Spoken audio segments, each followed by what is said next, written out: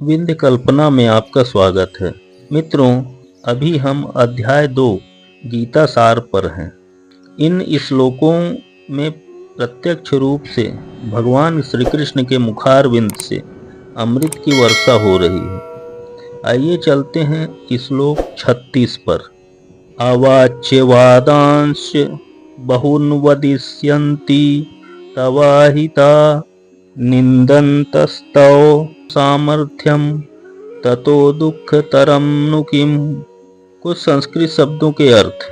अवाच्य यानी कटु, वादान यानी मिथ्या शब्द, बहुन यानी अनेक, वदिष्यन्ति यानी कहेंगे, अहिता यानी शत्रु, निंदन्तः यानी निंदा करते हुए, तव यानी तुम्हारी, सामर्थ्यम यानी सामर्थ्य को, ततः यानी उसकी अपेक्षा, दुःखतरम यानी अधिक दुखदाई, नु यानी निसंदेह, किम यानी और क्या है।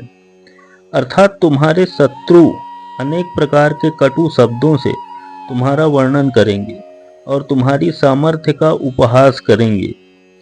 तुम्हारे लिए इससे दुखदाई और क्या हो सकता है। भगवान श्री कृष्ण अर्जुन से कह रहे हैं। इस श्लोक का यही अर्थ है और थोड़ा समझते हैं। प्रारंभ में ही भगवान कृष्ण को अर्जुन के आयाचित दया भाव पर आश्चर्य हुआ था और उन्होंने इस दया भाव को अनार्योचित बताया था। अब उन्होंने विस्तार से अर्जुन के तथाकथित दया भाव के विरुद्ध कहे गए अपने वचनों को सिद्ध कर दिया है।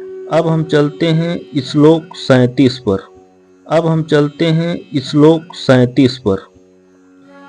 होक्ष्यसे महिम तस्मादुत्तिष्ठ कौन्तेय युद्धाय कृत निश्चयः। कुछ संस्कृत शब्दों के अर्थ। प्राप्स्यसि यानी प्राप्त करोगे, स्वर्गम यानी स्वर्ग लोक को, जित्वा यानी विजयी होकर, भोक्ष्यसे यानी भोगोगे, प्राप्स्यसि यानी प्राप्त करोगे, स्वर्गम यानी स्वर्ग लोक को, जित्वा यानी विजयी होकर, भोक्ष्यसे यानी भोगोगे, महिम यानी पृथ्वी की, तस्मात यानी अतः, उत्तिष्ठ यानी उठो, कौन्तेय यानी हे कुंती पुत्र, युद्धाय यानी लड़ने के लिए, और निश्चय यानी संकल्प से। अर्थात भगवान श्री कृष्ण अर्जुन से कहते हैं, हे कुंती पुत्र, तुम यदि युद्ध में मारे जाओगे तो स्वर्ग प्राप्त करोगे, या यदि तुम जीत जाओगे तो पृथ्वी के साम्राज्य का भोग करोगे।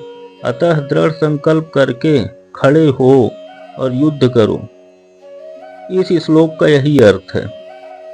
यद्यपि अर्जुन के पक्ष में विजय निश्चित न थी, यदि वे युद्ध में मारे भी गए तो वह स्वर्ग लोक को जाएंगे।